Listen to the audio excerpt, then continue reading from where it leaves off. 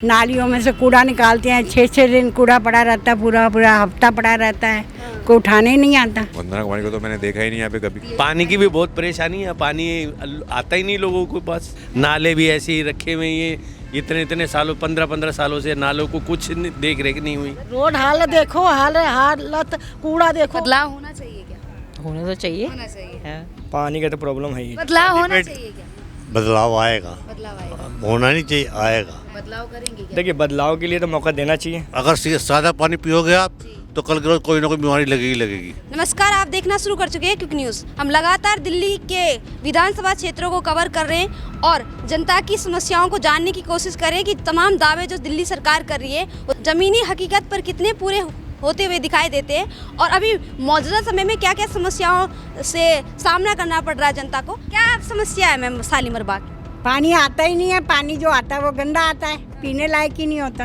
पानी ही नहीं आता है? नहीं, सुबह 6 बजे आता है और शाम को 7 बजे आता है। लेकिन यहाँ की जो विधायक है वंदना कुमारी आम आदमी पार्टी की और दिल्ली की जो मुख्यमंत्री हैं आतिशी, वो कह रही है हमने दिल्ली के घर घर में इतना साफ पानी पहुँचाया कि कोई फिल्टर साफ पानी नहीं आता, पानी आता ही नहीं है। बिजली का बिल देते हैं आप? हाँ देते हैं, लेकिन दिल्ली सरकार तो कहती है बिजली का बिल माफ कर दिया है। कोई माफ नहीं हुआ, हम तो पैसे देते हैं। पानी 7,000 आता है, 8,000 आता है, देते हैं भाई।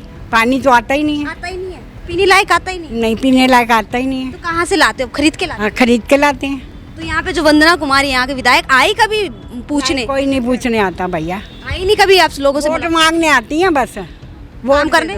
काम करने नहीं आता कोई भी। क्या लग रहा है इस बार जनता बदलाव के मूड में दिल्ली में? हाँ, बदल देंगे। पानी तो पीछे तो बहुत मैला आता था, पीछे 3 दिन तो आया ही नहीं पानी, 2-3 दिन यहाँ पे। पर पानी की तो आप पूछोगे ना घरों के अंदर जाके, जो लेडीज इस्तेमाल करती है उनको पता है कि पानी की कितनी प्रॉब्लम है। पानी गंदा आता है, जगह जगह से शिकायत है। गंदा भी आता है और पानी आता भी कम है। बीजेपी को क्यों देखना चाहते हैं आप? रेखा गुप्ता जी हैं बीजेपी, कुछ खास वजह है? रेखा गुप्ता हो या कोई और कैंडिडेट हो बीजेपी का, तो रेखा गुप्ता भी बहुत काम कर रही है यहाँ पे। लाइट काफी लगवाई है उन्होंने। लाइट लगवाई उन्होंने इस पूरे एरिया में। हाँ, और वंदना कुमारी ने नहीं लगवाई।